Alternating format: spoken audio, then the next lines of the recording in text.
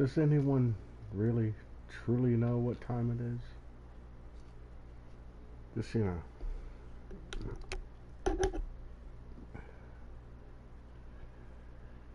Greenwich Mean Time. It's just subjective, right?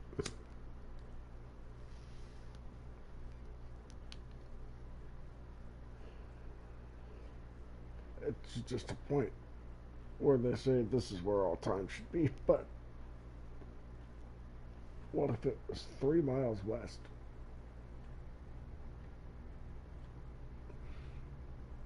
Time would be different. Of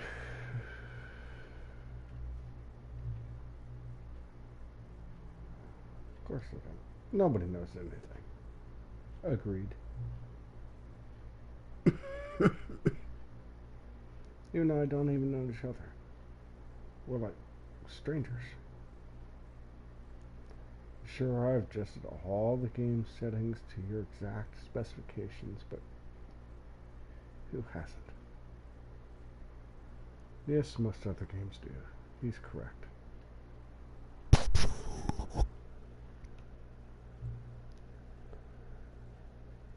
It's just what I do, like a day job. And now, the job is over. There's no more information for me to gather. I collected all the data.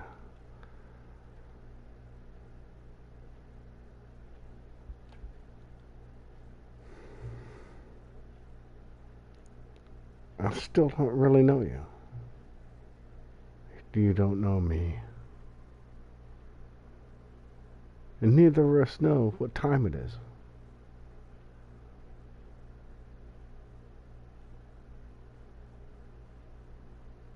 I guess just some settings are unsettable. But if I'm being totally honest, the clock doesn't do anything in the game anyways. You won't have me here when the game starts next time. But that's okay. Video games were meant to be played alone. You like being alone, don't you? That's maybe the only information I really learned about you. Well, it's time for me to leave. There's still one more setting that we need to adjust, but it may take a little time before I'm ready for that.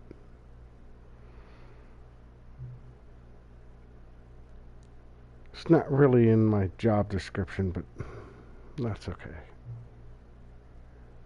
Perhaps you'll see me again. If you can find me. Talk soon.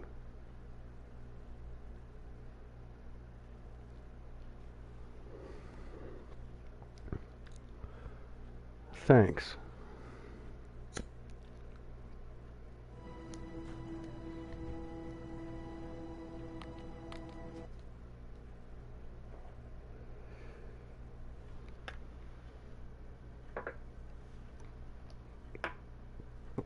Epilogue. Oh, good grief.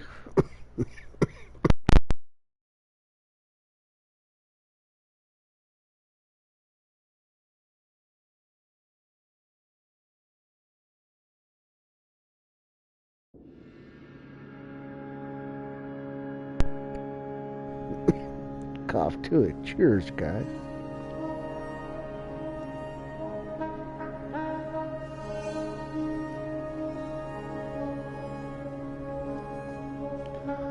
We're on to the epilogue.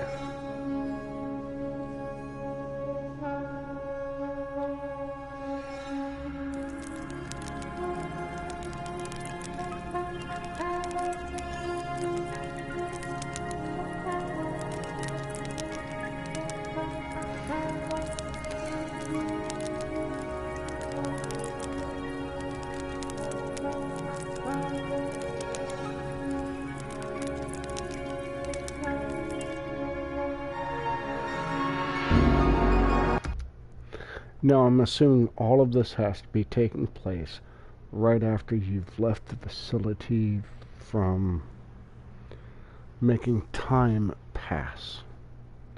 As I showed in my last one, the skip button. Skip and time just keeps leaping forward and leaping forward and leaping forward, and you're just standing there still until the building disintegrates and you're left in this desert thing. So that's where we're at, supposedly. God only knows in this game.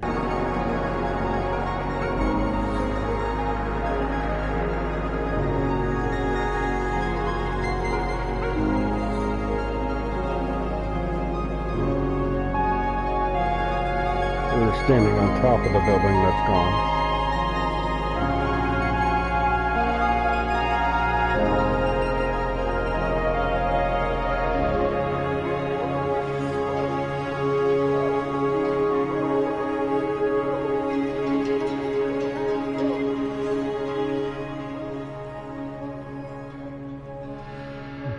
Very pretty.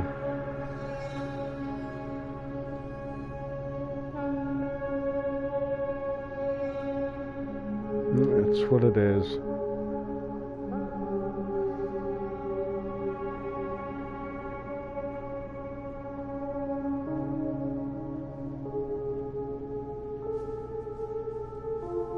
I think I went for that last time and got lost and died. So we'll go in here. I still remember that being a thing, though, that I can reach, but we'll go in here. Oh, look. It's the dead memory zone. Being supported by a generator that somehow still has fuel.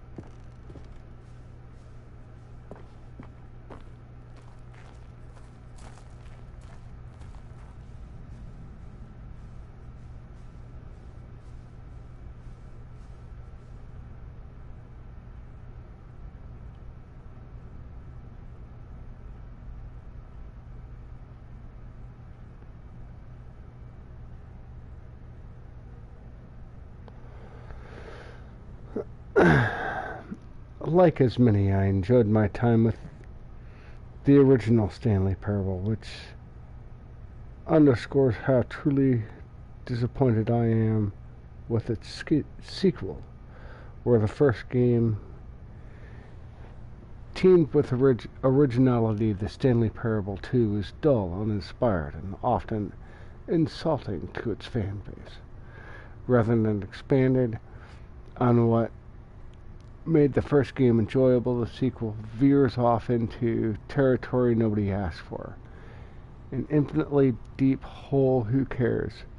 Where are the new endings? What about enjoyable bits for the Stanley Parable?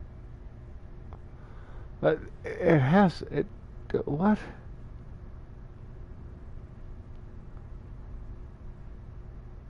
Like the Adventure line.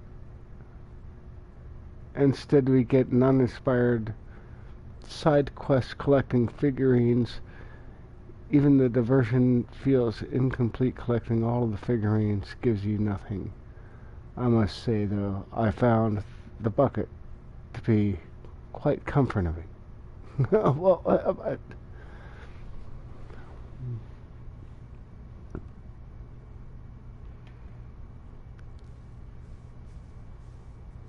Well, it's the narrator of the game. The guy that narrates the game. He's the narrator. Jim. There's the Jim button. There's the next Stanley. Hold on. Are you unfamiliar, DJ Ronnie? Are you unfamiliar with the Stanley Parable?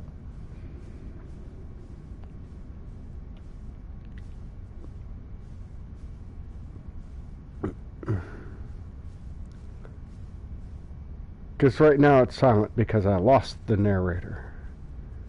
But generally, if there's a guy talking me through everything, he's the narrator.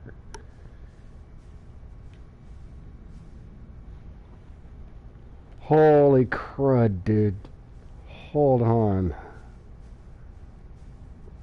Hold your horses until I get out of this place here.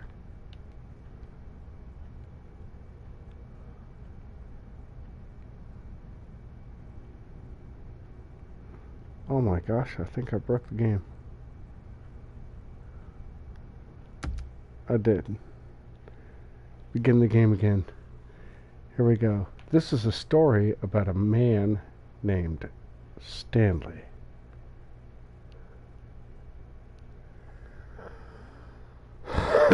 Holy cow. Really run.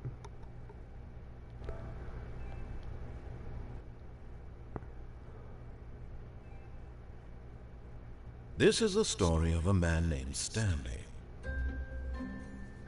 Stanley worked for a company in a big building where he was employee nice. number Mario Kart 8. 427. Employee number 427's job was simple. He sat at his desk in room 427 and he pushed buttons on the keyboard. Orders came to him through a monitor on his desk, telling him what buttons to push, how long to push them, and in what order. This is what one of the greater Employee games in my 427 opinion. did every day, And a lot of every people month don't get it. of every year. And although others might have considered it soul-rending, Stanley relished every moment that the orders came in, as though he had been made exactly for this job. He had been made exactly Stanley for this was job. happy. Stanley was happy. And then one day, something very peculiar happened. Something that would forever change Stanley. Something he would never quite forget. He had been at his desk for nearly an hour when he realized that not one single order had arrived on the monitor for him to follow. No one had showed up to give him instructions, call a meeting, or even say hi. Never in all his years at the company had this happened, this complete isolation. Something was very clearly wrong. Shocked, frozen solid, Oh, the Stanley narration's found great. himself unable to move for the longest time. But as he came to his wits and regained his senses, he got up from his desk and stepped out of his office. So I have to let you know, things are different in this playthrough because I've already played through it multiple times. But it's one of those games that you keep restarting. And you have to accept that you're going to restart the game multiple times. It's just a thing you have to accept when you play the game. All of his co-workers were gone. What could it mean? Stanley decided to go to the meeting room. Perhaps he had simply missed a memo.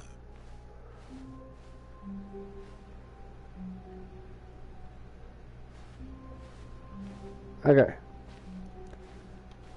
So in the original game, you're forced to walk through this. I've already done the extra content. The extra content lets me pick up my security bucket. You know, he just makes me feel safe. I can... If you pick up the bucket, it changes the endings from the original game.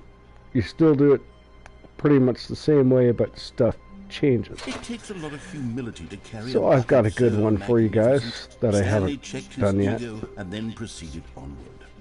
Stanley clutched the bucket tightly to his chest. This was not the correct way to the meeting room, but Stanley had felt the bucket calling to him, telling him that the employee lounge was simply the place to be.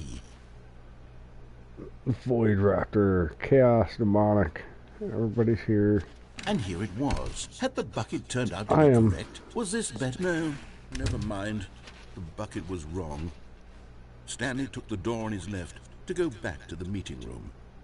I am currently not with my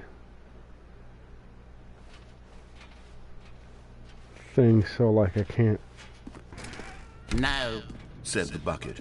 Don't go to Change the meeting moderators, room. add Go moderators, somewhere do any of else. that. The cargo lift, yes. Go there. Good, said the bucket. Now I'm ride the just lift jazzing all the way to along, the y'all. top. There's something up there I need you to do. Stanley did not question why or how this bucket was speaking to him. It should have alarmed him, of course, because buckets can't talk. But Stanley chose not to think about this obvious fact. He was firmly convinced that the bucket had spoken to him, and he unthinkingly did whatever the bucket asked.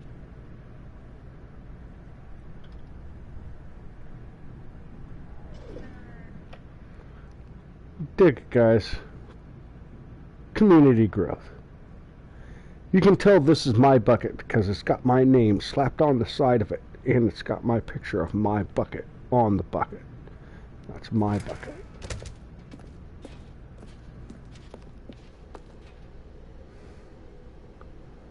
Oh no. No, stop. Look there on the wall. You see, there's a sign right there. It says, "No buckets past this point." Stanley, how could you think it was okay to bring the bucket here?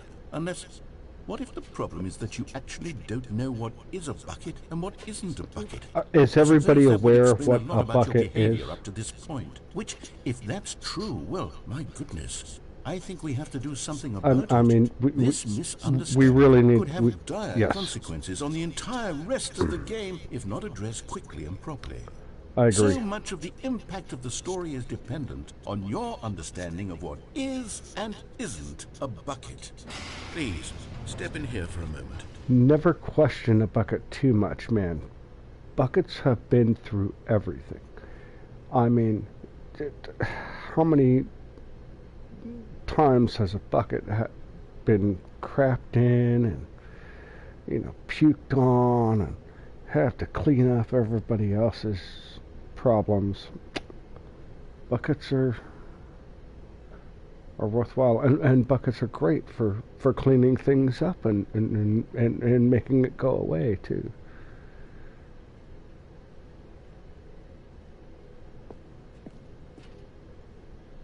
Yeah. See, I mean, the turtle water. God, you got to appreciate your bucket. But Narrator wants me to go in here.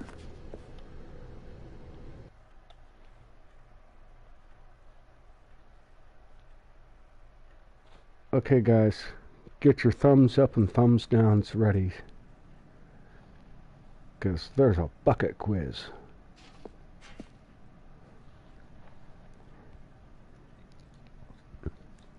Cheers, y'all.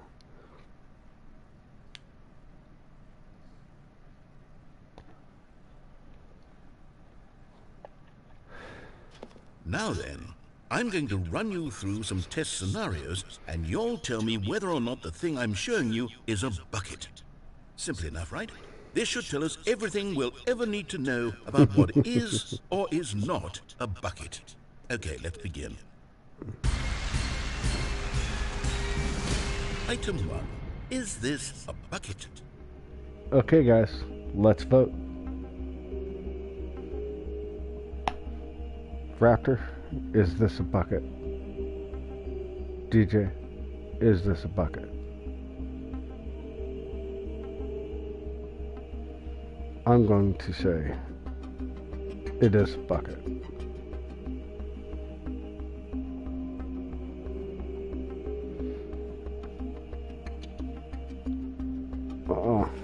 Uh-oh. Can we reach an agreement? It appears to be a bucket. But is it a bucket?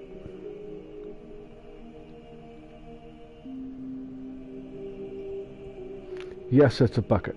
Chaos says it's a bucket. I say it's a bucket.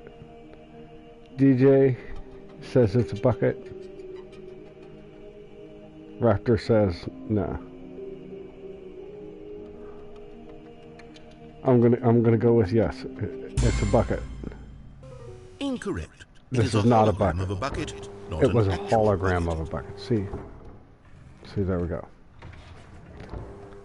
Okay. Item 2. Is this a bucket? Okay, guys. Item number 2. thumbs up or thumbs down?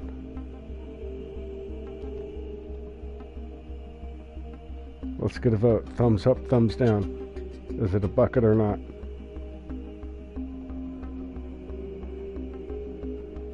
Void says yes.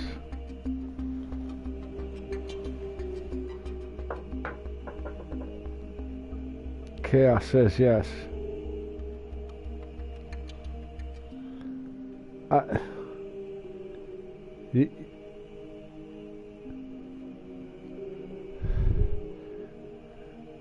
Ronnie's hung, and I was going to say no. So we're on a hung jury. Ronnie, you want to break it? Yes or no?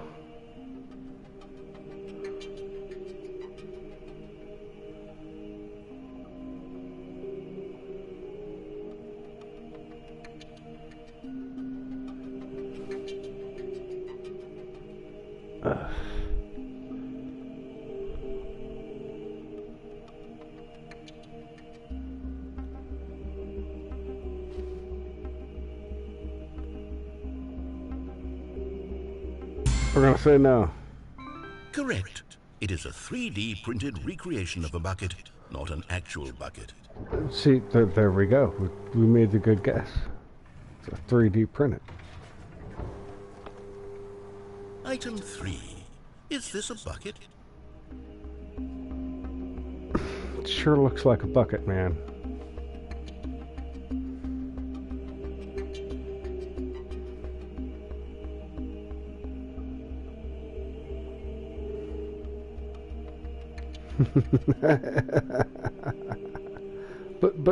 but this isn't actual bucket, like you know, 10 bucket we were talking about for a bucket.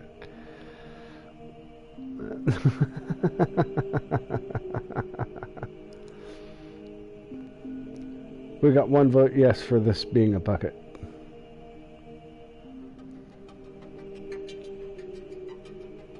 Void.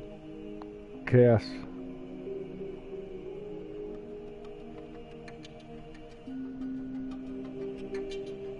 Chaos says yes. We've got two. I'm thinking it's not a bucket. Myself.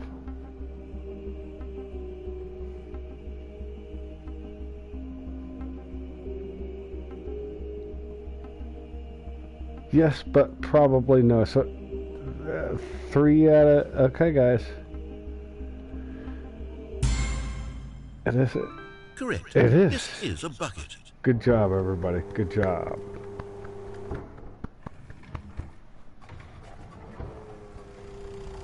Item 4. Is this a bucket? Is this a bucket?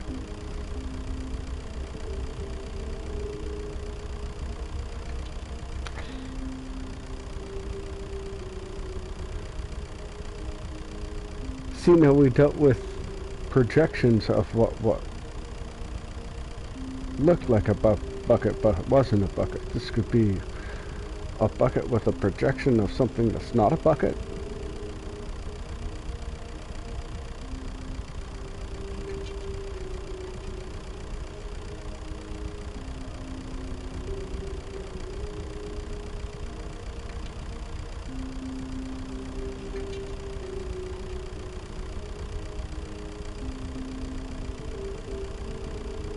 Okay, so we're on a no with this one. Correct. This is a tractor and not a bucket. To be honest, I just sort of put this one in here as a gimme, but I was starting to get concerned that even this might be too much for you. Thank you for not making me look like an idiot. Okay, next one.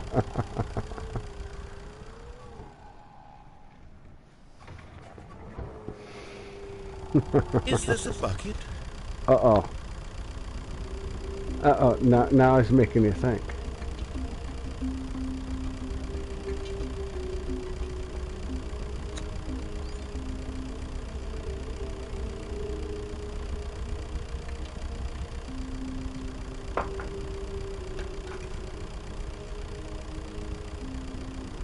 It's not a bucket. Chaos says not a bucket.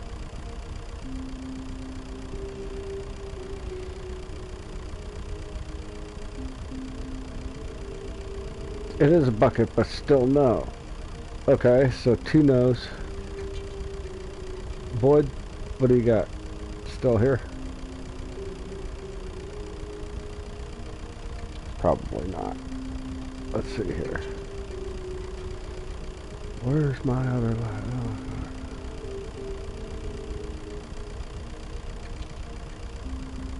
Oh. Uh-oh. We're 50-50 because I say it is.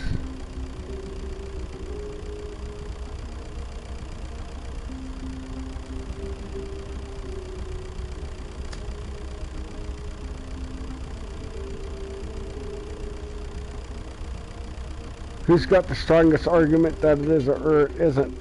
Nobody.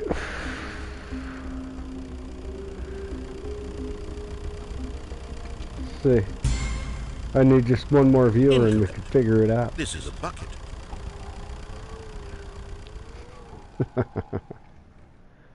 Incorrect. It was a bucket. Item See? 6. Is this a bucket?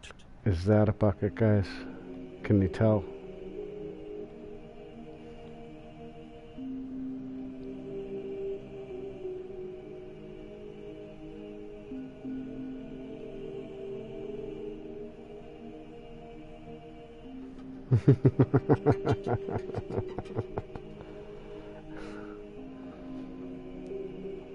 It is a bucket.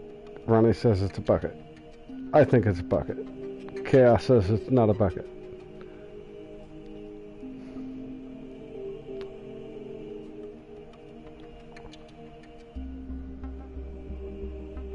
We're gonna go no again. Trick question. Both. Gotcha. See. Item... Wait, hold on. I can't find the next one. Let me see. It should be around here somewhere.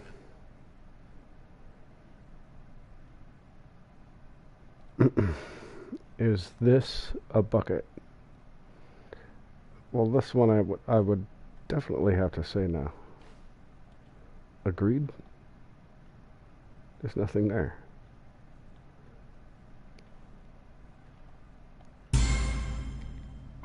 Yes, thank you. There's nothing here. Of course it isn't a bucket. We both know full well that nothing isn't a bucket. Wait, when I say nothing isn't a bucket, that makes it sound like I'm saying everything is a bucket, which of course is not true. Unless... is that what you think? Answer me straight, Stanley. Are you trying to tell me that you believe everything is a bucket? Yes.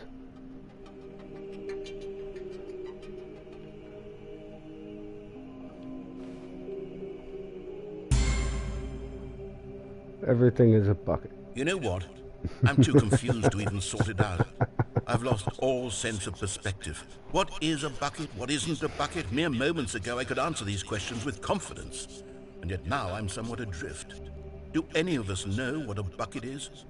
Am I a bucket? Stanley, I can't keep doing this. I'm losing myself, and myself was all I ever had to begin with. I'm afraid the bucket is threatening to tear our relationship apart. I can't have that. I'm sorry. But I'm going to erase all buckets from the game entirely. Okay, here we go. Yes. You are a bucket. I am a bucket. What happened? We're all Is everything gone? buckets. Why did everything disappear? Wait, was everything a bucket? Every single thing in the game was a bucket. Oh my God, I had no idea. How could... Except me. I'm not a bucket after all. And you, Stanley, you're still here. You're not a bucket either. Oh, this is wonderful news. We're not buckets. Yes, I actually feel much more at ease right now. It's delightful to get some clarity on that issue, but it doesn't change the fact that we haven't got a game. So, tell you what, I'll reset everything and we'll put back all of the buckets, okay? And we'll know that it's all a bucket. But if you run into anyone else, maybe don't mention that. Who knows what that information might do to a person? All right, here we go. God only knows what that information might do to a person.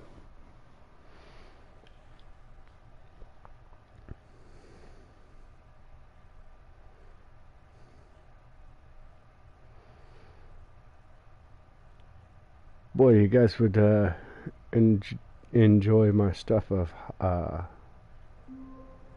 hypnospace and um,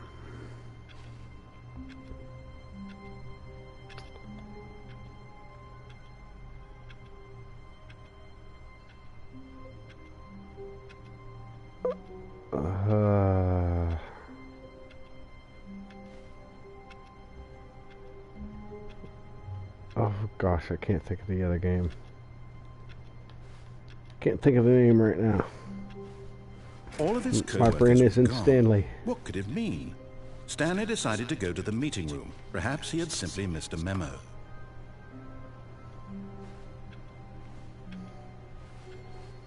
I need my new space to open up, man. Damn it. Stanley cradled the bucket in a gentle embrace, protective yet delicate, assertive yet compassionate. Stanley clutched the bucket tightly to his chest and entered the door on his left.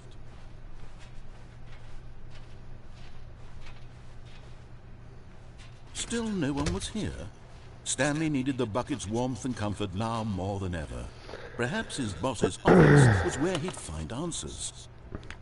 Okay, everybody that works in any kind of office will appreciate this slideshow. Enjoy.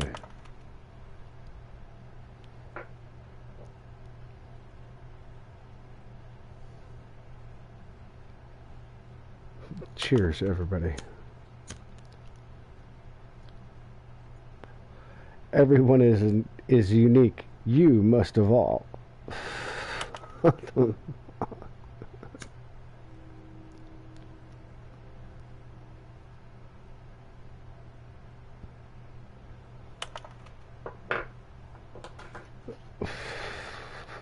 I've been in slideshow meetings that show crap like that, man. Coming to a staircase, Stanley and the bucket walked upstairs to the boss's office.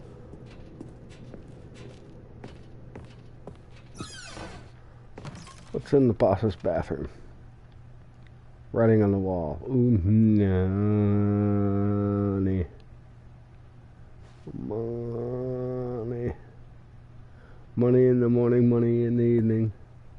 Money for breakfast.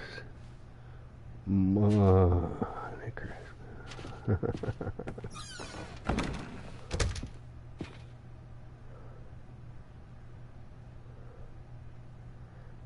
Just so you can finish the PowerPoint. You guys ready? I did this last night. It's wrong. It's wrong. Yep, it's wrong. And then there's the elevator. You can get in the elevator. And this elevator gets you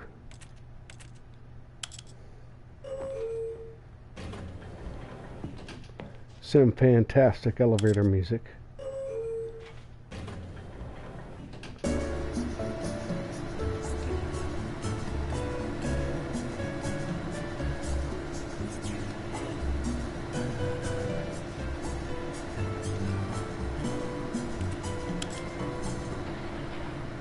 It takes you absolutely nowhere.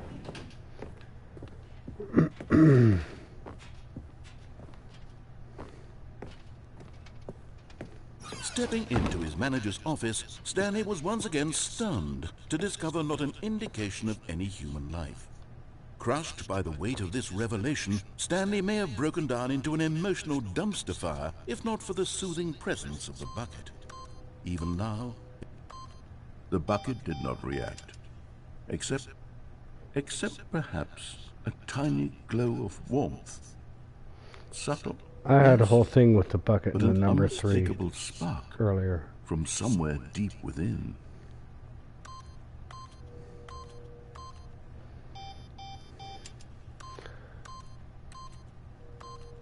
Eight. You enter 8 a whole shit ton of times. It gives you there's an achievement for that.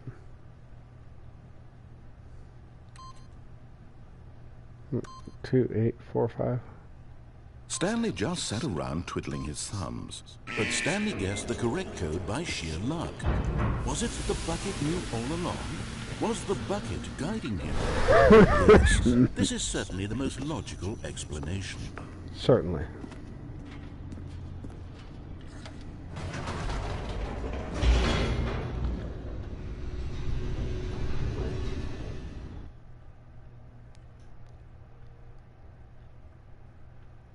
So you can mess with the guy a whole bunch.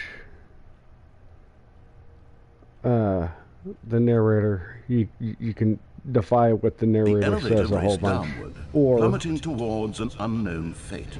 Follow what he says. It would be all Stanley could do to keep himself together, if not for the bucket. Then there's Soothing many him, comforting points him, reassuring that in this darkest moment of uncertainty, he would be all right. The bucket is here for you, Stanley. Everything will be fine. There's many points that you can veer off and do stuff. Stanley and the bucket walked straight ahead through the large door that read, Mind Control Facility.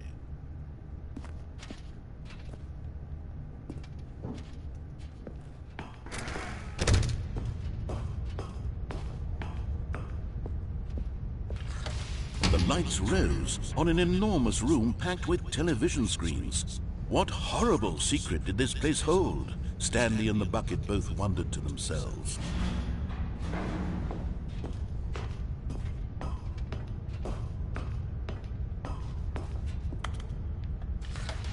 The monitors jumped to life, and Stanley nearly dropped the bucket in shock. Everyone in the office was being videotaped, monitored like guinea pigs. The bucket had never seen anything like this, and it very nearly burst into tears as Stanley cradled it gently, reassuring it that everything would be fine. All the mind control has already happened. That's the thing.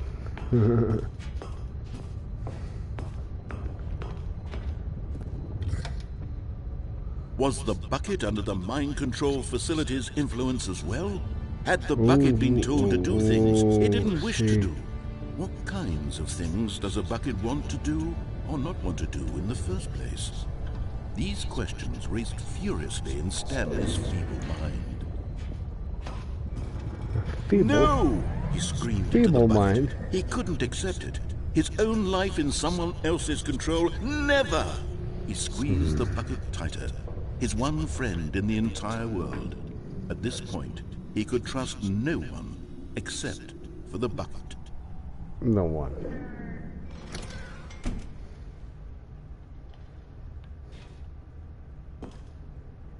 But here was the proof. The heart of the operation. Controls labeled with emotions, happy or sad or content.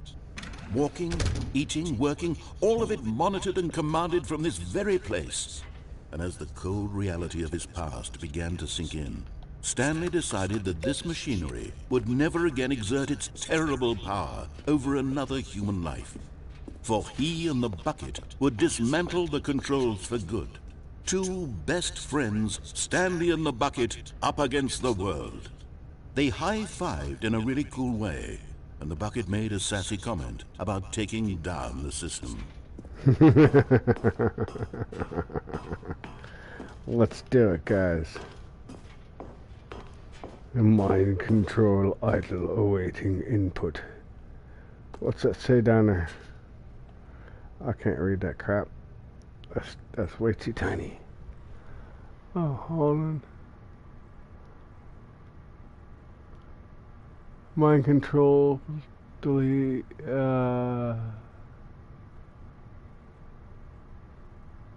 mind control, delete, continue, not, no, activity, terminal, 2%, okay, something like that. I don't know. It's too damn tiny for me to read.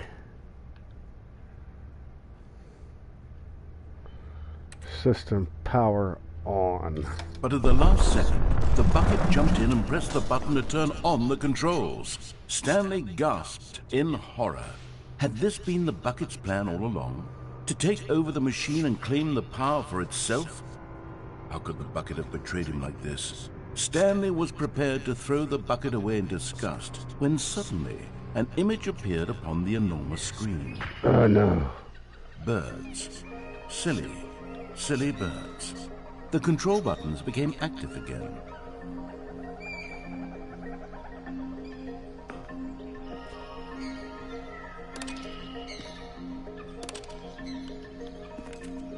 Stanley flipped through one video of silly birds after another, and then it dawned on him.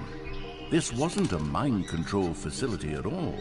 It was a facility for monitoring and surveilling silly birds all over the world. The mind controls were only a facade to disguise its true intentions.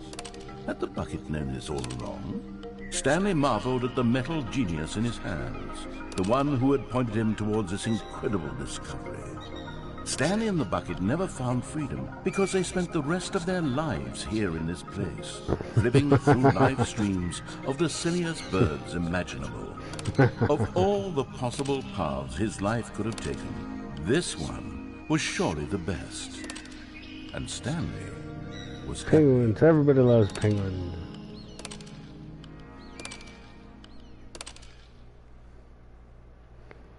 There we go, guys.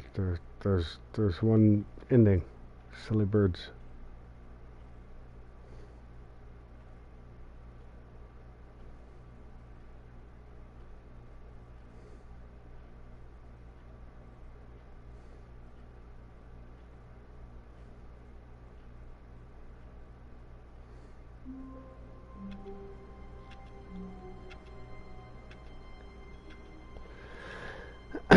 And you're back in the office. All of Ready to go again. Was gone. What could it mean? Sorry, Stanley guys. decided to go to the meeting room. Perhaps he had simply missed a memo. God damn it, that door still isn't open. What do I need to do? I want this to give me the thing again. Damn it. When Stanley came to a set of 2 open doors, he entered This was not the correct way to the meeting room, and Stanley knew it perfectly well. Perhaps he wanted to stop by the employee lounge first, just to admire it. Wow. Yes, this room. But eager to get back to business, Stanley took the first open door on his left. Stanley was so bad at following directions, it's incredible he wasn't fired years This is ago. legit just to try to get But in his eagerness to prove that he is in control of the different story and endings no here. one gets to tell him what to do, Stanley leapt from the platform and plunged to his death. Good job, Stanley. Everyone thinks you are very powerful.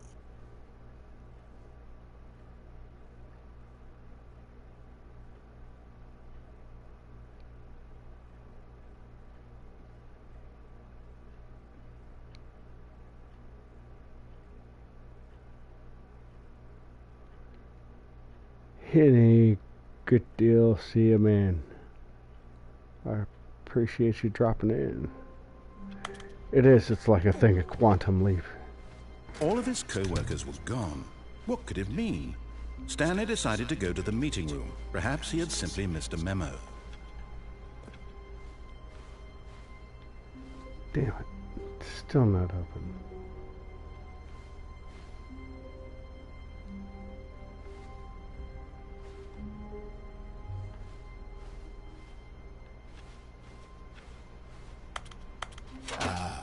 Stanley's bucket, the only co-worker he would ever truly need. Stanley clutched the bucket tightly to his chest and entered the door on his left.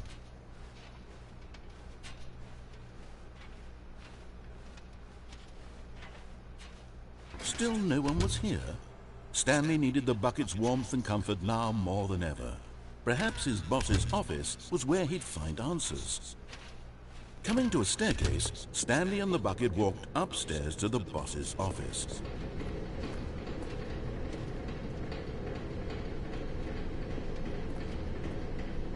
But Stanley just couldn't do it. He considered the possibility of facing his boss, admitting he had left his post during work hours. He might be fired for that. And in such a competitive economy, why had he taken that risk? All because he believed everyone had vanished? His boss would think he was crazy. I just ran through this last night. Something occurred to Stanley. But it's fun. Maybe, he thought to himself, maybe I am crazy. He looked down at the bucket in his arms. Am I crazy? He asked the bucket. The bucket returned his gaze, but said nothing at all.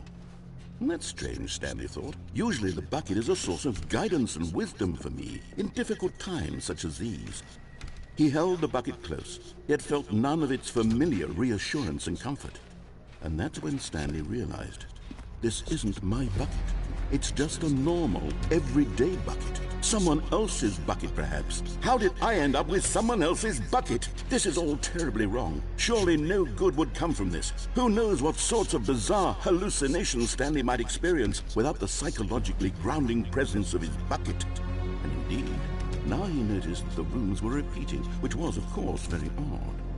And now he felt himself floating off the ground. Oh, gracious, he exclaimed. Without my bucket, I've gone truly mad. Where is it? I must find it. Far off in the distance now, he heard it, calling to him. Stanley! Stanley, it's me, the bucket. Could it truly be? He rushed forward from room to room, passing by one bucket after the next. None of them were his. None of them were his special bucket. Come to me, Stanley. Find me. He had to find the bucket. He had to return to his old friend. It was the only way to truly restore his sanity. And then suddenly, he froze dead in his tracks. He knew where the voice of the bucket had been coming from. The real bucket was inside of him all along. It was incredibly painful. Stanley doubled over in agony and blacked out. Ouch. This is the story of a woman named Mariella. Hi, Mariella. Mariella woke up on a day like any other. She arose, got dressed, picked up her bucket of comfort and security, and walked to her place of work. But on this particular day, her walk was interrupted by the body of a man who had stumbled through town, talking and screaming to himself, and then collapsed dead on the sidewalk. Right away, she knew what the problem was. This man had no bucket. Of course he'd gone mad, ranting and raving about a narrator describing all of his actions and how everything is predetermined and free will is an illusion and it's all just a video game. It could all have been prevented if only he'd taken his bucket with him. Perhaps he didn't even realize he'd forgotten his bucket at home in the first place. How cruel the world can be, Mariella thought, and she hugged her own bucket even tighter. But of course, she had no time for this. There were a myriad of confusing problems she would soon have to confront at work, which her bucket would provide. See, her bucket doesn't even have stickers. On everything. Heck yes, she thought to herself. My life kicks ass. And she backflipped all the way to work. And she backflipped all the way to work.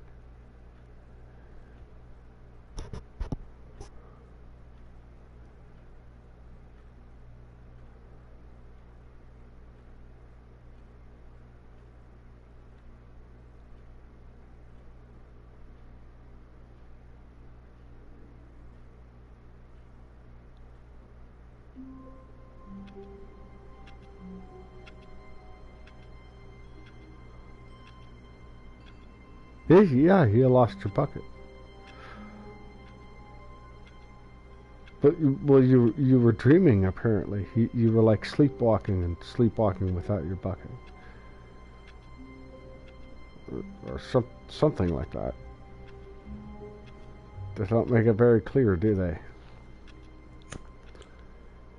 But yeah, you lost your stuff because you ain't got your bucket.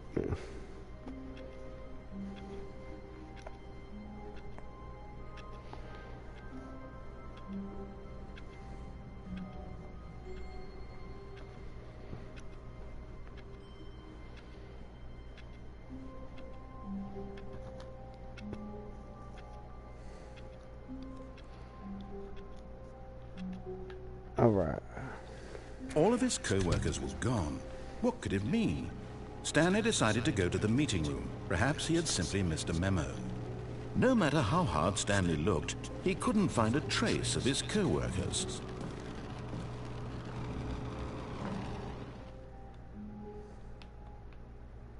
At first, Stanley assumed he'd broken the map, until he heard this narration and realized it was part of the game's design all along. He then praised the game for its insightful and witty commentary into the nature of video game structure and its examination of structural narrative tropes. So, now that you're here, what do you think? Isn't this a fun and unique place to be? Why don't we take a minute just to drink it all in? Okay, I'm over it now. What do you think? Are you sick of this gag yet? Are we sick of this gag yet? Votes.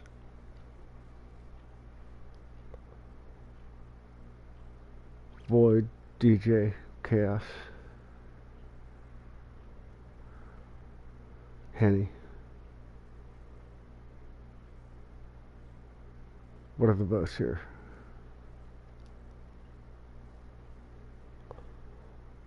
One for no, one for yes, two for no,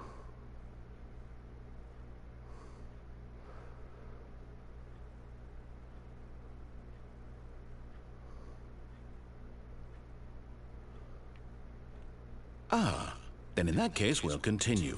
But now, here comes the real question. What do you think would have happened if you had told me that you wanted this to stop? Do you think it would have been particularly different? Would I have taken the same idea but rephrased it superficially to fit that answer? Perhaps you never would even have thought of it if I hadn't brought up the issue in the first place. Oh, now think about it. Will it be worth it for you to restart and then come back here just to do the other option? Clearly, this whole gag takes some time. What if the other option is even longer? How long will you spend in total just to have heard all the narration? Oh, and this is rich. Perhaps you've just played the other option, and now you've come to see what happens in this one. So, what do you think? Which choice was the better one? Imagine if you had selected continue on your first playthrough, how tantalizing it would be not knowing what happens when you pick the other option.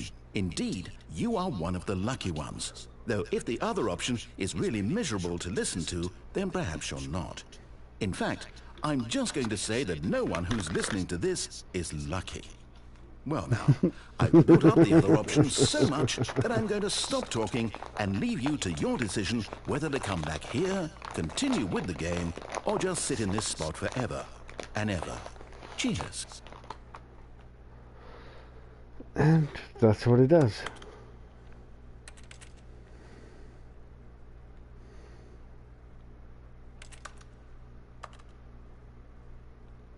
So, begin the game again. Again. It's that kind of game.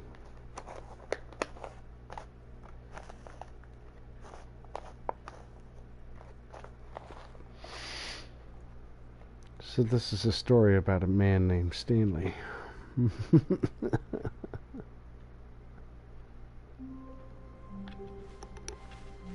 Just a step through this door, Stanley thought to himself, that's all I need. If I can make it through this door, I can make it through them all. No matter how hard Stanley looked, he couldn't find a trace of his co-workers.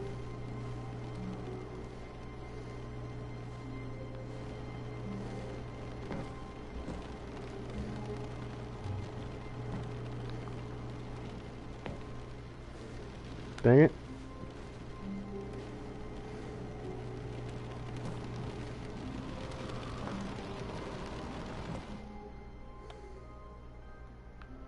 At first, Stanley assumed he'd broken the map, until he heard this narration and realized it was part of the game's design all along. He then praised the game for its insightful and witty commentary into the nature of video game structure and its examination of structural narrative tropes. So, now that you're here, what do you think? Isn't this a fun and unique place to be? Why don't we take a minute just to drink it all in? Okay, I'm over it now. What do you think? Are you sick of this gag yet? Yes. Yes, yes, we totally Well, I don't are. know how to say this politely, but you could literally just restart the game any old time you want. Like, right now. You could have done it just then. Now would also be an appropriate time to quit. Any of these Here we points and go, so many, gentlemen. many more, all of them are appropriate. I'm enjoying what seems to be an internal conflict going on where you are literally unable to act on your own desires to restart the game. So, just to push the envelope, I'm going to try and make this as miserable as possible and see how long you can maintain. There How once was a awful man can he named make it? Stanley, who people considered so manly.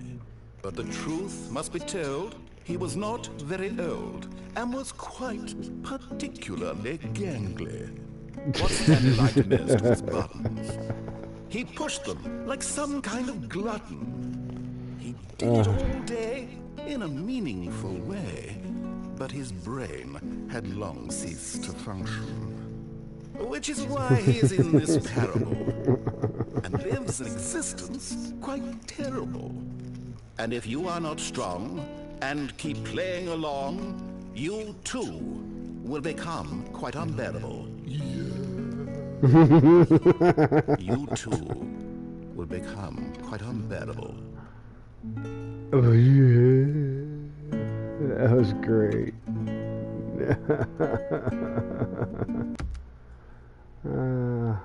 Goodness,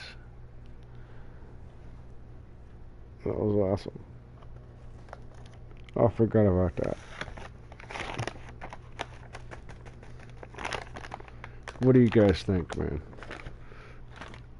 I think it's a decent game myself.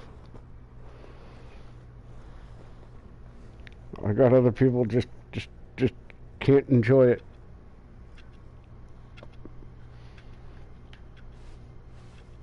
All of his co-workers were gone. What could it mean? Stanley decided to go to the meeting room. Perhaps he had simply missed a memo. Still. Jeez.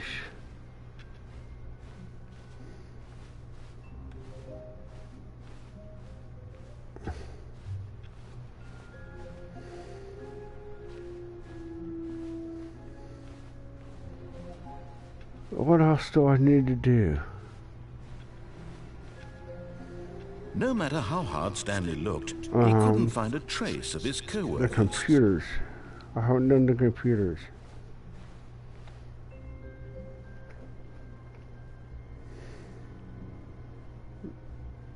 International Space Banana.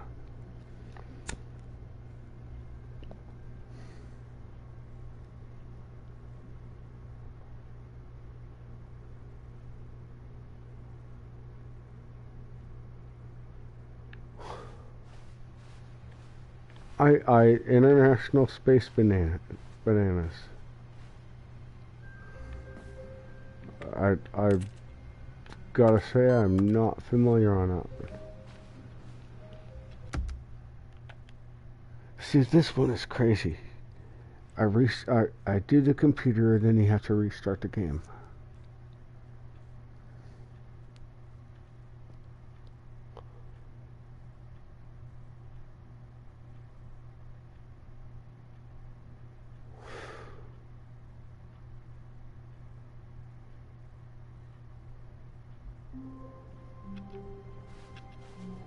All of his co-workers were gone. What could it mean? Stanley decided to go to the meeting room. Perhaps he had simply... Is Stanley, without the bucket, really Stanley at all? No. No, surely not. Stanley clutched the bucket tightly to his chest and entered the door on his left.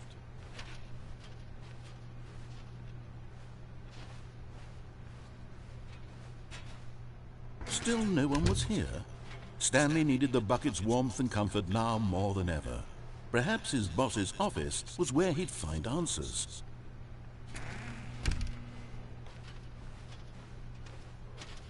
Coming to a staircase, Stanley and the bucket walked upstairs to the boss's office. Well, that sounds like a good time, DJ. See, it's not lit. That's not the next computer. I missed the next computer. Whatever. Where do I go? Well, let's launch the... Hold on. Watch this, guys. Here's a hard one to get. Now, so you gotta come back in the office. These office doors close once you go in, and the narrator talks to you behind those doors. But if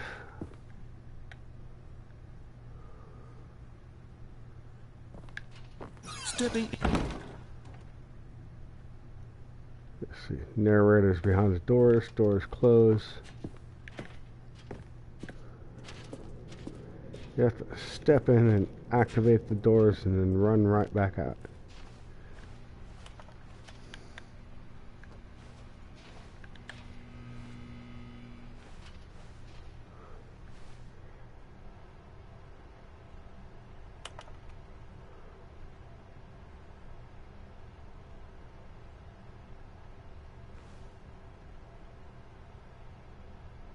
Stanley in the Buckets, cool band name. Yes, 100%.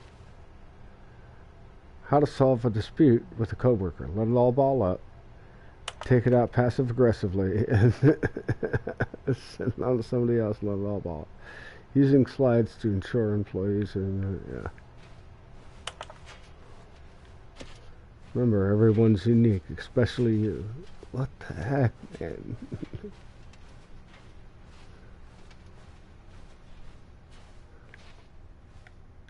Seeing the other doors closed.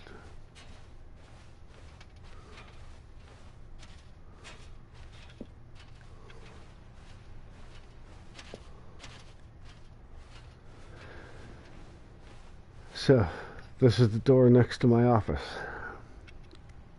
That's closed. Or that was closed.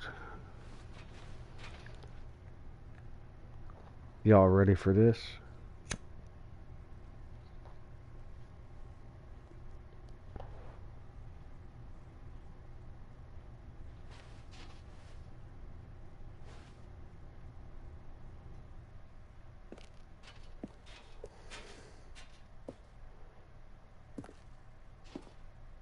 Well, that looks like my office. Trash. Escape pod on floor 760. 754.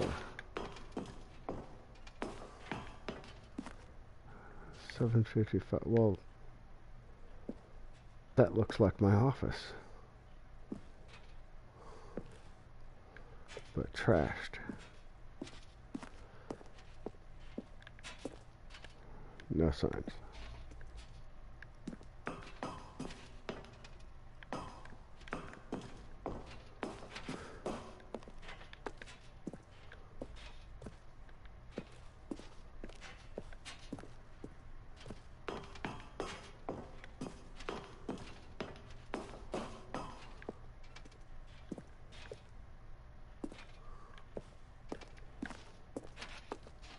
Again and again, it did it to you again.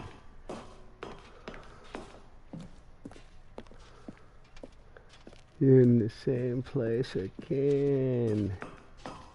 Ha ha ha.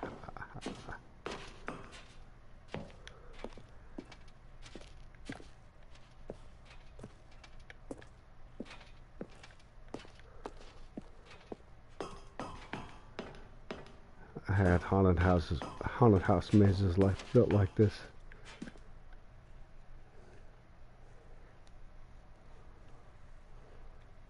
And you run the mirrors weird.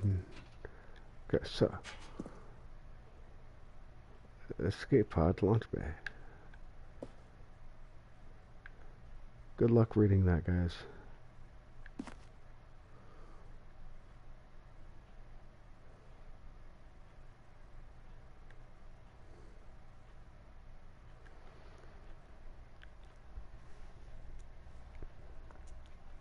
If you got any clue as to what the rest of that says,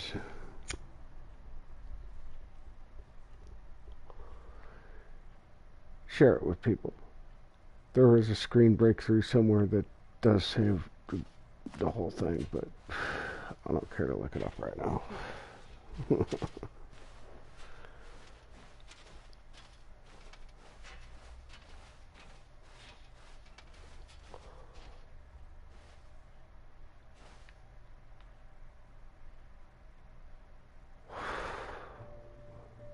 Bucket.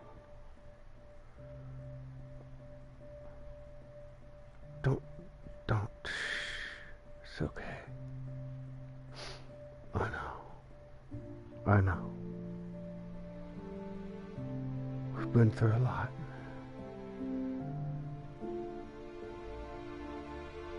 But she must be saved. It's okay. Go. Tell them my story.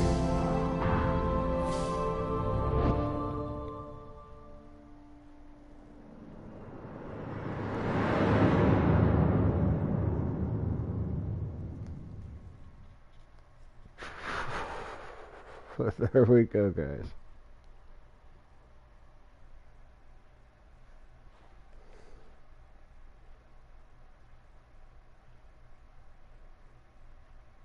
One more ending. Let's do one more.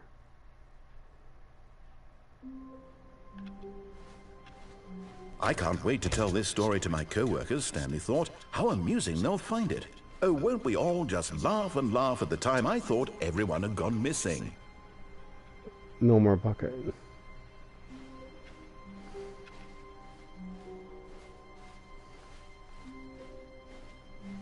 When Stanley came to a set of 2 open doors, this was not the correct way to the meeting room, and Stanley knew it perfectly well. Perhaps he wanted to stop by the employee lounge first, just to admire it.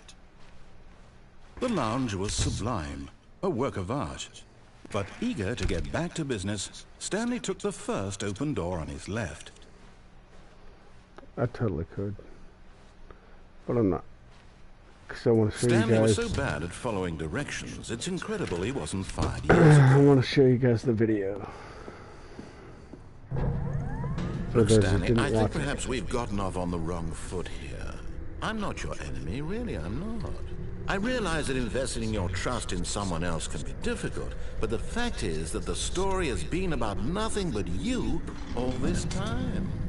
There's someone you've been neglecting, Stanley. Someone you've forgotten about. Please, stop trying to make every decision by yourself. Well, I saved it. I'm not asking for me. I saved the bucket. I'm asking for... This is it, Stanley. But, you know, chance he's to not redeem subject yourself, to this anymore. To put your work aside. To let her back into your life. She's been waiting. That's her, Stanley. You need to be the one to do this. To reach... Oh, no, you can't... Did you just unplug the phone? Now, that wasn't supposed to be a choice. How did you do that? You actually chose incorrectly? I didn't even know that was possible. Let me double check. No, it's definitely here, clear as day. Stanley picks up the phone. He's taken to his apartment where he finds his wife, and the two pledge themselves to one another. Music comes in, fade to white, roll credits. Not picking up the phone is actually somehow an incorrect course of action. How is that even possible? Well, none of these decisions were supposed to mean anything. I don't understand. How on earth are you making meaningful choices? What did you... Wait a second. because they're available. Did I just see...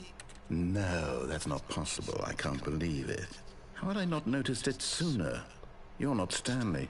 You're a real person. No, I'm Stanley. I can't believe I was so mistaken. This is why you've been able to make correct and incorrect choices. And to think I've been letting you run around in this game for so long. Well, if you've made any more wrong choices, you might have negated it entirely. It's as though you completely ignored even the most basic safety protocol for real-world decision-making. We should talk about safety the protocols. severity of the situation? Well, I won't have that kind of risk on my watch. I'm going to stop the game for a moment so we can educate you properly on safe decision-making in the real world. Please observe this helpful instructional video. Choice. It's the best part of being a real person. but if used incorrectly can also be the most dangerous. For example, Really? in this scenario, a hypothetical real person named Rupert has a choice. He could invent a machine that eliminates food shortages across the world to make life better for all people. Or he could spend years of hard work forgetting how to read. Which choice would you make? Remember that unlike here, the real world makes sense, and at no time should you make a choice that does not conform to rational logic. If you find yourself speaking with a person who does not make sense, in all likelihood, that person is not real. Allow the person to finish their thought, then provide an excuse why you cannot continue talking. Turn to a partner and practice saying, "My goodness, is it 4:30? I'm supposed to be having a back sack and crack." A back sack. My goodness, it's 4:30. I must be having a back sack and crack. Is that right? I think that's how he said it.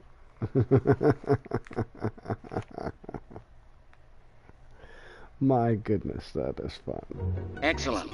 Making choices on a regular basis is the best part to a healthy decision-making process. Most medical professionals recommend making at least 8 choices per day. Do you make more than 8? Less?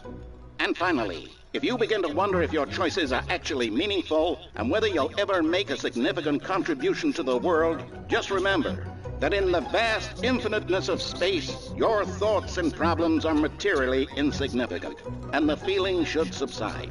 At this time, your instructor will guide you in an exercise to test and reinforce the material covered in this video. Cheers, guys. Welcome back. You may have noticed that this room has begun to deteriorate as a result of narrative contradiction. But not to worry. Now that you're properly informed on good decision-making, we're going to revisit a choice you made just a few minutes ago and see what the correct thing to do would have been. This way, please.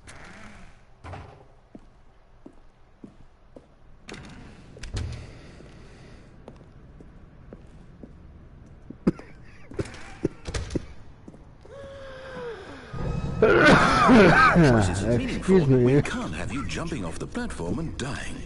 Imagine the main character dying senselessly halfway through the story. That story would make no sense at all. We just need to get you home as soon as possible before the narrative contradiction gets any worse. Unfortunately, it seems this place is not well equipped to deal with reality. Yeah, to take the ramp away. Can't go that way. Like you're locked into it. Once you get started, you're locked into it. Which sucks. Or you restart the game. Almost there. You'll take the door on the left, back to the correct ending, the story will have resolution once again, and you'll be home free in the real world. Now remember, all you need to do is behave exactly as Stanley would. That means choosing responsibly and always putting the story first. I'm quite sure you'll be up to the task. Just follow my lead and you'll be fine. All right. When Stanley came to a set of 2 open doors, he entered the door on his left.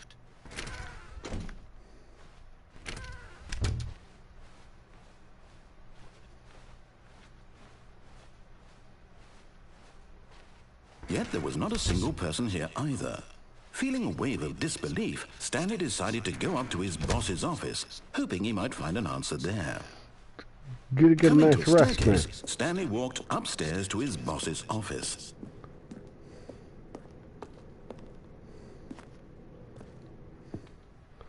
It is oddly fun.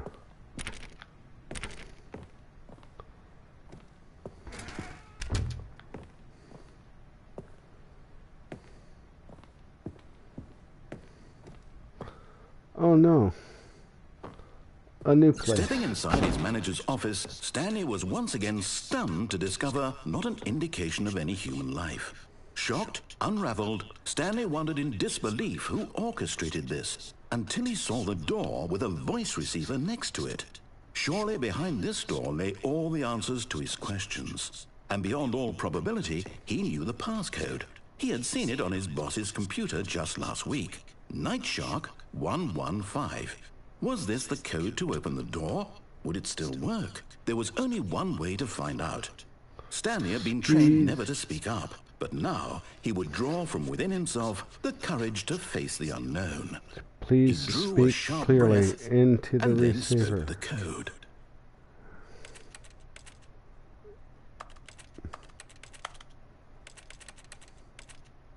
I can't speak. Stanley spoke the code. Night Shark 115. He spoke it into the receiver, right there on the wall.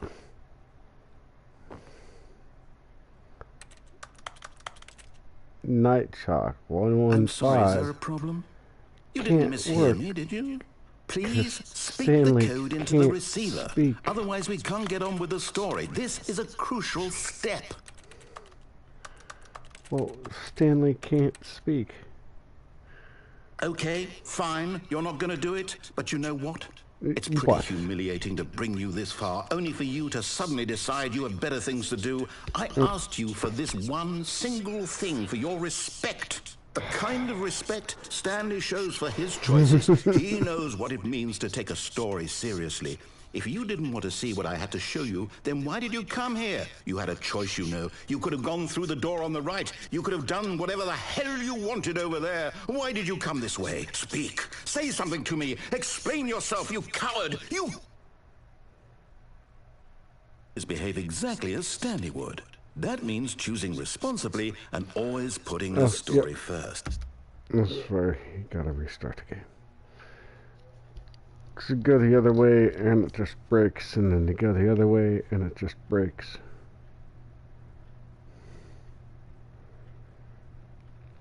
At a point, I'm waiting for it to open up the new content thing again for me.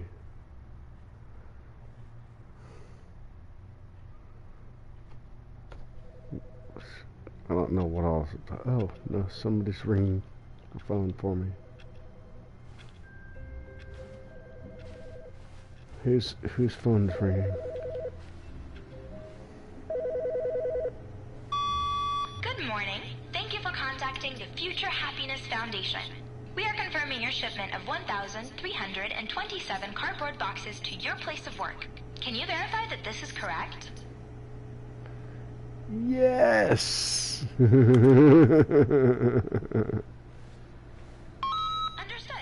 Your order will be canceled immediately. Thank you again for contacting the Future Happiness Foundation. Well, pushing yes to pushing. I don't know. What do you want?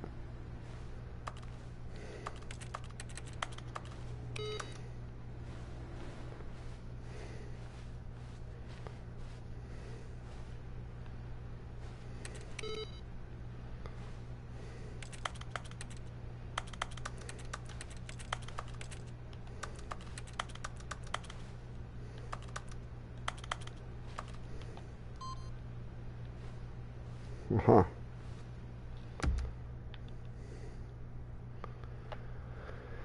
And then you redo that. And then the next computer, which should be the boss's office.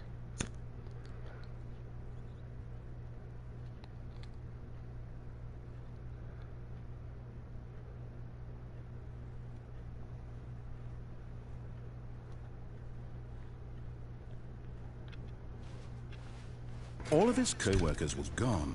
What could it mean? Stanley decided to go to the meeting room. Perhaps he had simply missed a memo.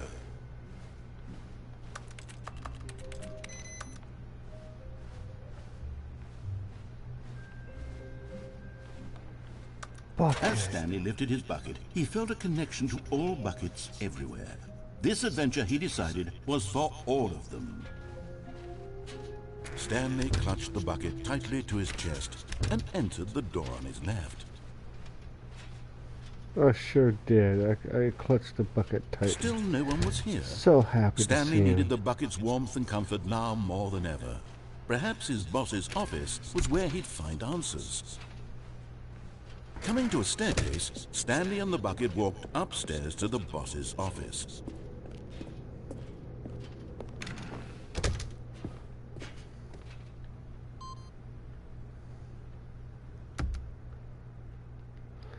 So what you...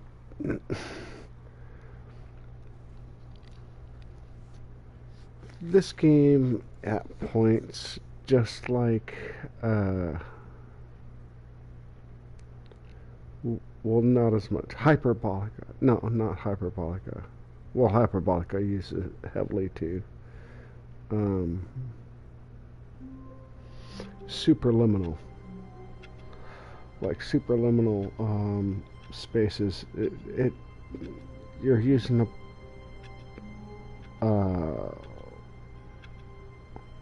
portals. Like from the game Portal, you're using portals. You're just jumping people from one place to another. The meeting room. Yes, that's where everyone would be. Stanley just needed to get to the meeting room, and from then on, he would never be alone ever again.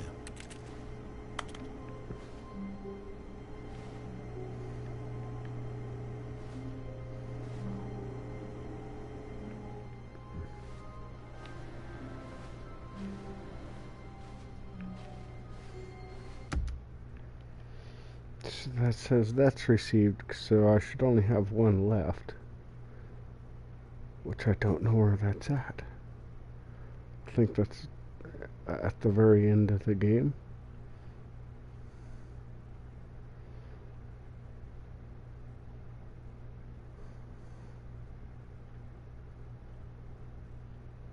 No, I know where that's at. That's right here. You guys ready for something trippy? Okay, so this is a story about a man named Stanley. Stanley lives to push buttons. So what would Stanley's heaven look like?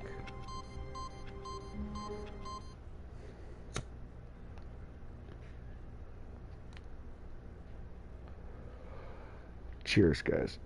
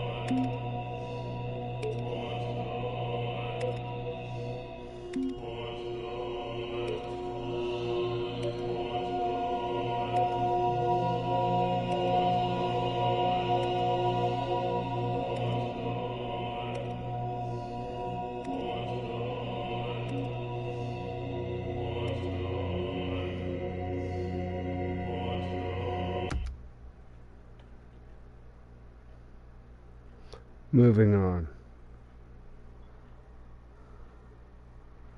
I gotta hit the sack here soon, guys.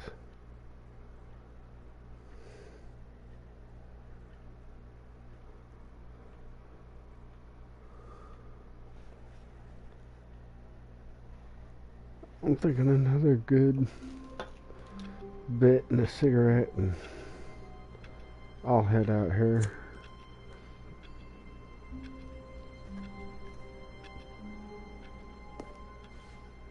All of his co-workers were...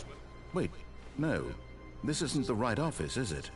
Is this Stanley's office?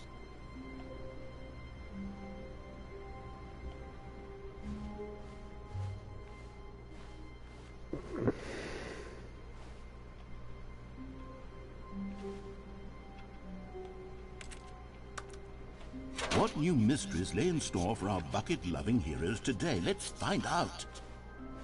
Let's find out. Stanley clutched the bucket tightly to his chest. This was not the correct way to the meeting room, but Stanley had felt the bucket calling to him, telling him that the employee lounge was simply the place to be. I haven't done the drop out here with the And here bucket it was. yet. Had the bucket turned out to be correct? Was it? No, never mind. The bucket was wrong. I'm just trying to Stanley think of took the things door on to his do to left to go open back to the meeting room. the No, Said the bucket. don't go to the meeting room. Go somewhere else. The cargo lift. But Stanley feared that any path he walked might lead to the separation of himself and the bucket, his dearest friend. So he threw himself to his death, that they might die in one another's arms. How deeply get a touching. good rest wrapper.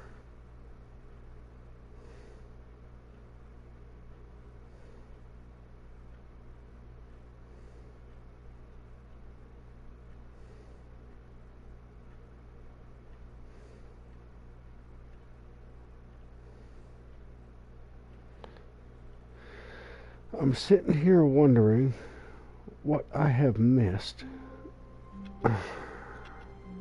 to open this dang thing up. Because you have to go through Wait, so much. Stanley thought to himself. Am I sure that the orders stopped coming in? How is that possible? They never stopped. Surely I was mistaken.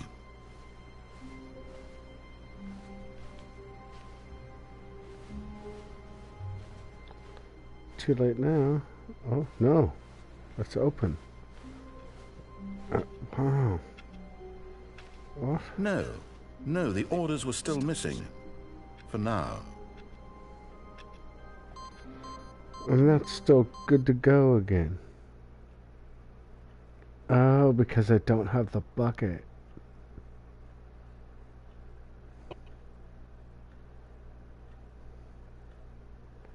Did I have the bucket?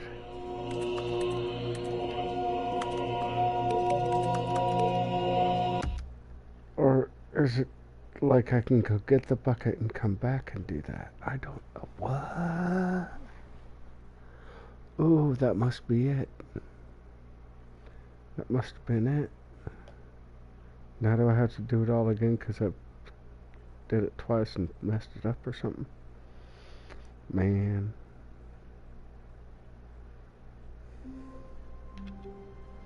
No, it's still there. Look, yeah. All of his co-workers were gone.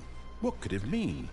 Oh, Stanley but decided to go to the meeting room. Perhaps he had simply missed a memo. Damn it.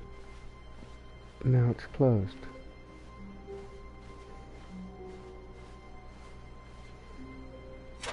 Now this, Stanley thought to himself, this is a bucket. And indeed it was. Dang it.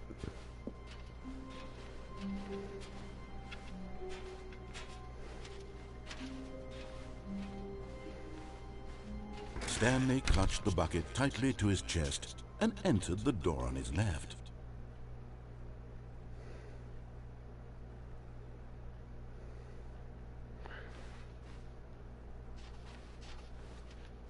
I so think I've done everything with and without.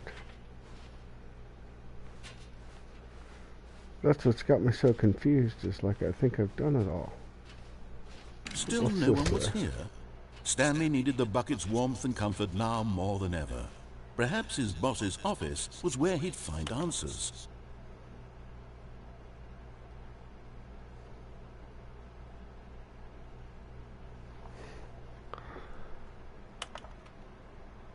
Get Chris out of the bathroom. Who moved my desk?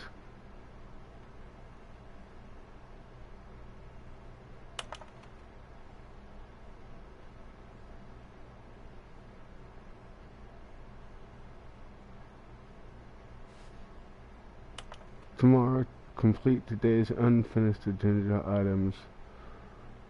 Or next day's agenda. Yeah. Yeah, how's that working for you guys?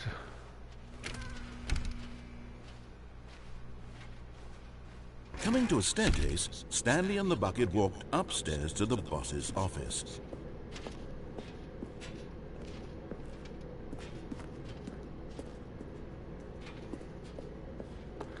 Now see, there's only one thing down there and I did that.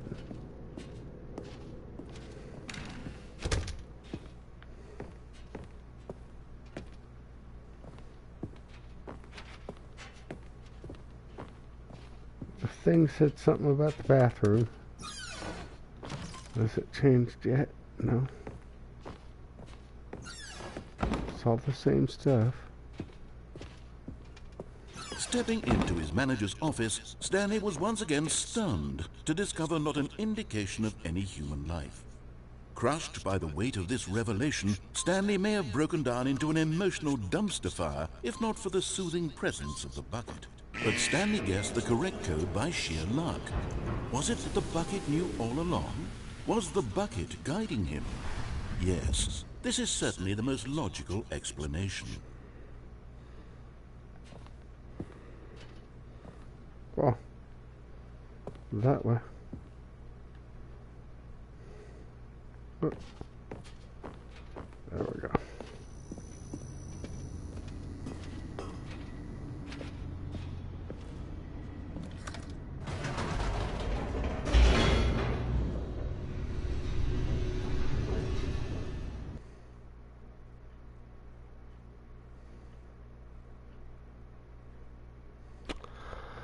Ah, this is one I didn't do.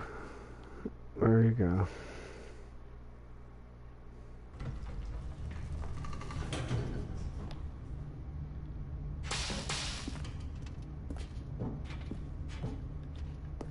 Stanley and the bucket walked straight ahead through the large door that read, Mind Control Facility.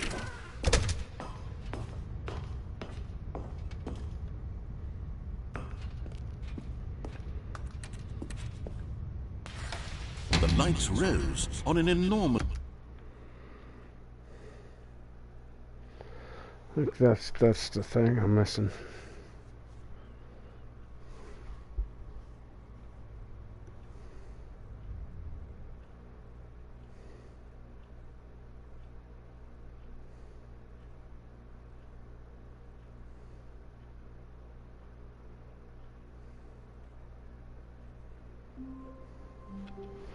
Not that it matters, I really should be going to bed anyways. Someone was following Stanley. He was sure of it. If he checked over his shoulder now, he would surely catch them. It was only a matter of time.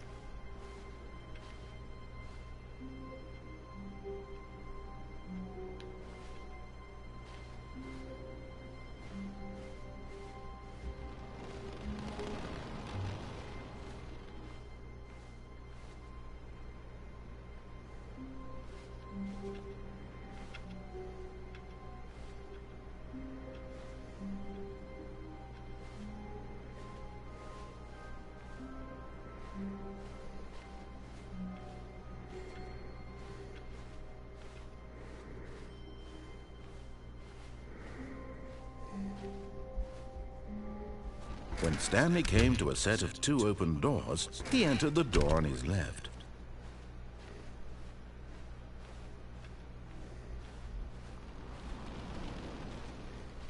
Yet there was not a single person here either.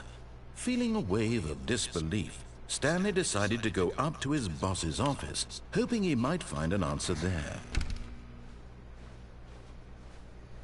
Coming to a staircase, Stanley walked upstairs to his boss's office.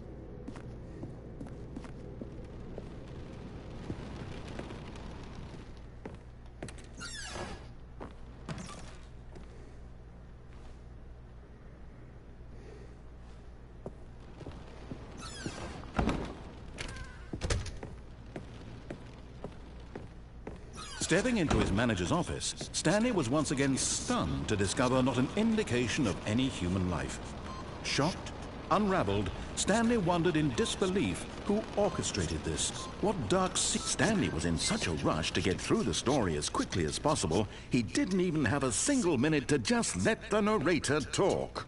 That kind of anxiety isn't healthy, so he relaxed for a few moments with some calming New Age music.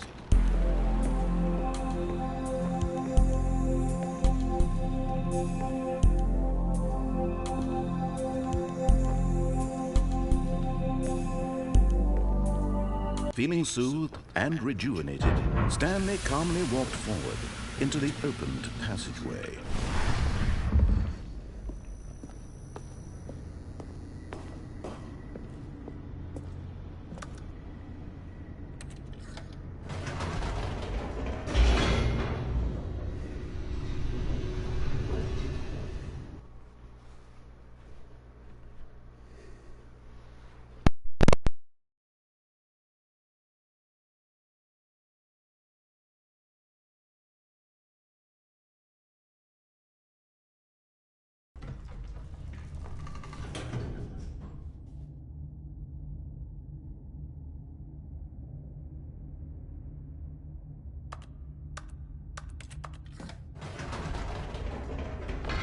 Whoops, nope, never mind. Stanley actually got back into the elevator and went back up. Silly me. Why did Stanley do that when he knew that it would just lead back to his boss's office? Well, that's a great question. I just can't wait to find out.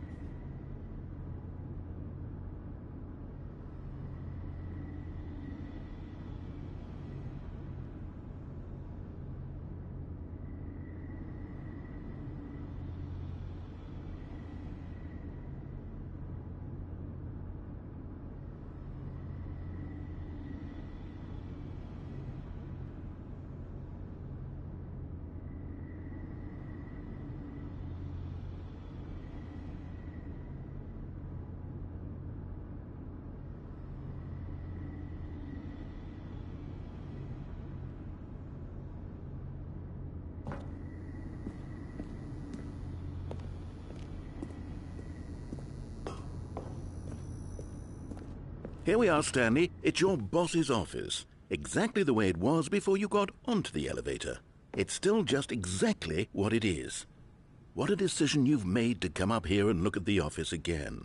This has fleshed out the plot of the story in new and fascinating ways I could have never anticipated. It's that keen eye for storytelling that you have, an incisive rapid fire of critical plot points, one after the other, weaving a rich tapestry of uncompromising narrative. Wow! I'm bolted to the edge of my seat.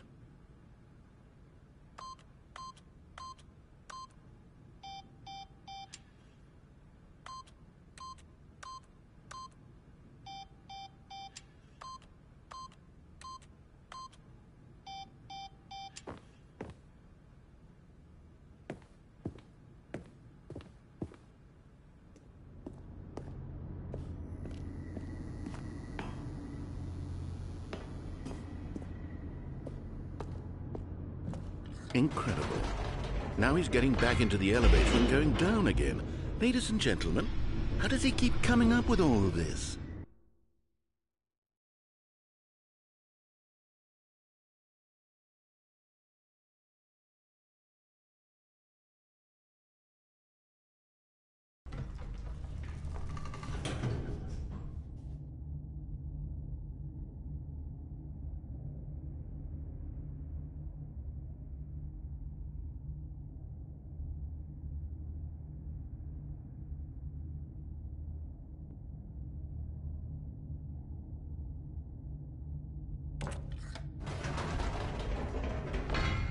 Did you think we were going to go forward down the spooky corridor? No.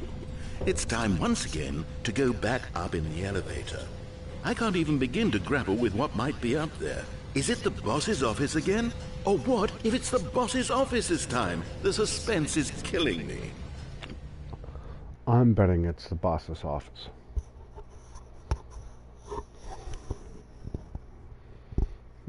Sorry, guys. Just that's my guess. It's the boss's office. What do you think?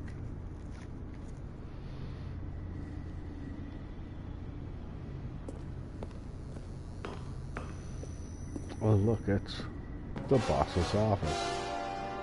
Oh my God, it's the boss's office. This absolutely changes everything for me. Give me a time out here for a minute while I process this.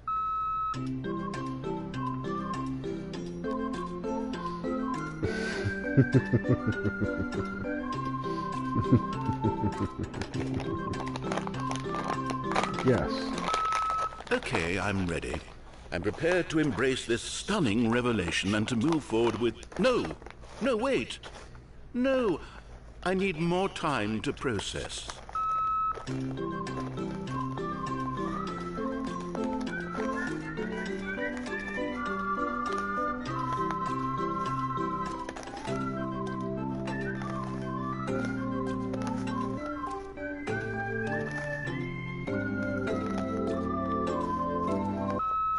All right. I have fully come to terms with it. I have made space in my worldview for this astonishing new reality. As before, I turn to your expert eye for gripping narrative, Master Stanley. Okay, then. Thank you, sir.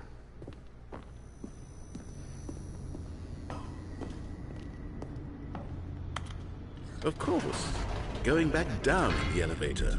How did I not anticipate it? I mean, sure, now it's obvious, but you have to understand that 30 seconds ago, this kind of thing had never been attempted before.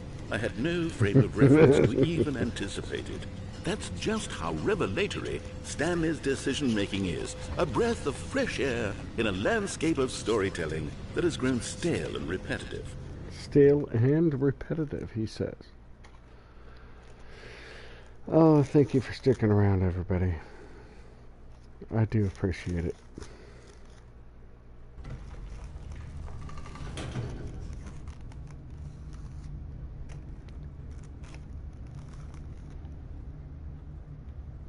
I'm not quite the talkative guy when this guy is talking.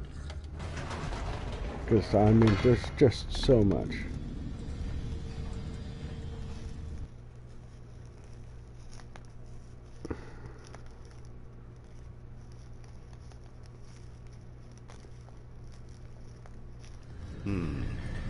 You know what? I've just thought of something. Hold on, let's stop for a moment. Don't you realize? It's the anticipation, Stanley. You and I, we have no way of knowing what will be at the top of this elevator. But the suspense, the agony of waiting and anticipating and having to guess, that's the real thrill. Oh, I simply don't want to let that feeling go. It's so precious, so fleeting. Why don't we take this elevator ride nice and slow? Nice and There we go. Isn't this so much more exciting? You know, Stanley, it seems like nowadays the only thing that audiences want is to be shocked as loudly and frequently as possible. They want big, explosive moments flung right in their faces from the very moment that things get started. But where's the tension? Where's the trust in the audience to build a slow and nuanced appreciation for the story, the characters? Why aren't we given time to imagine the surprises, to have to think and to anticipate, and then to marvel at the eventual reveal? This is storytelling, Stanley. What you and I are doing right now. This is the most exciting narrative to be developed in years, and it's really all because of you. You're the one who took this bold step of revisiting the exact same locations over and over. Truly, I mean it. This is unique and different. It's not like anything else out there. You see, I want stories that surprise me, Stanley. I want to have to think. I want to be engaged and not pandered to. We're being fed such unimaginative drivel all the time, and we all know it, which is why we're so starved for content that makes us feel sharp and vital and alive. That's why people like you so much, Stanley. Very true. Because you're not afraid to spit in the face of tradition. You're a role model, you know? People look up to you. Which is why... Oh, I didn't know when to spring this on you, but, well, Tradition. I've gathered a little press conference for you, so that you can talk about your work and your storytelling and your life. Yes, I know you're not much for the public eye, but I thought it would especially mean a lot to the people who have been following you from the beginning. They really look up to you, Stanley. I don't know if you realize the impact you have on them. This is the kind of gesture that might leave a tremendous impact on them for the better. Oh good, we're here. Okay, the room where we're holding the Yeah, press I conference just switched should this be bucket, just so I around the did corner do here this without the somewhere. bucket.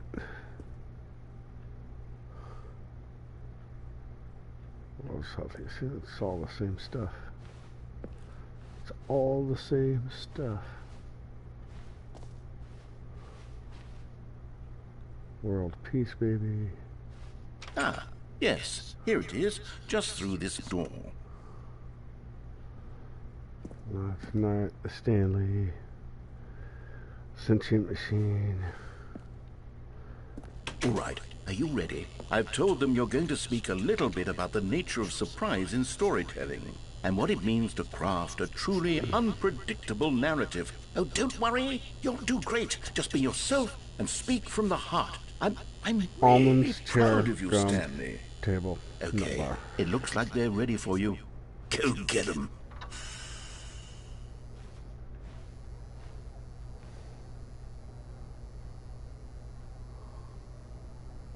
I was at the point able to read all that crap.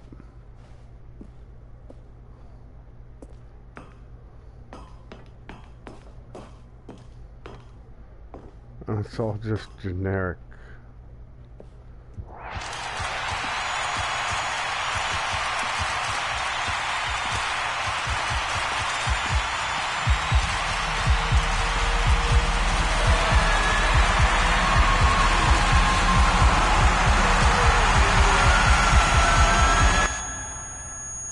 Well, that was intense.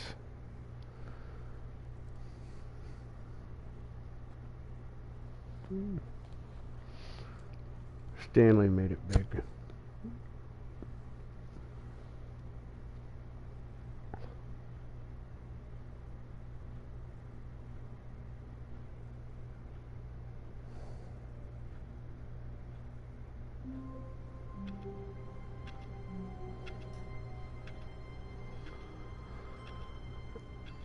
And I think this is where I'm going to end, guys.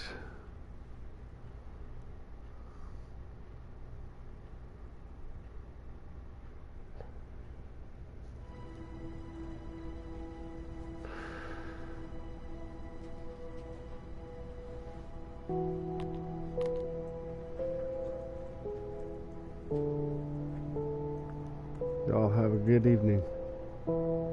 I appreciate everybody dropping by.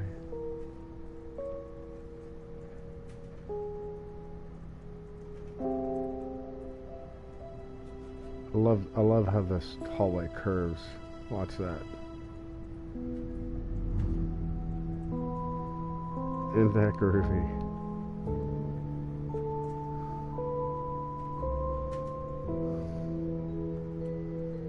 I have to say that it's just awesome. Like it bends and curves opposite directions while you're watching it, man. That is groovy. It straightens itself out.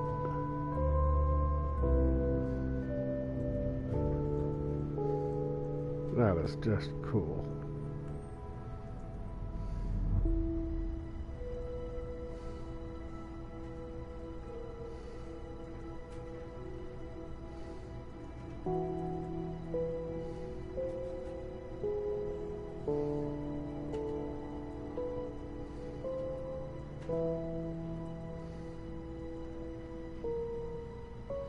Well, anyways, y'all have a good night.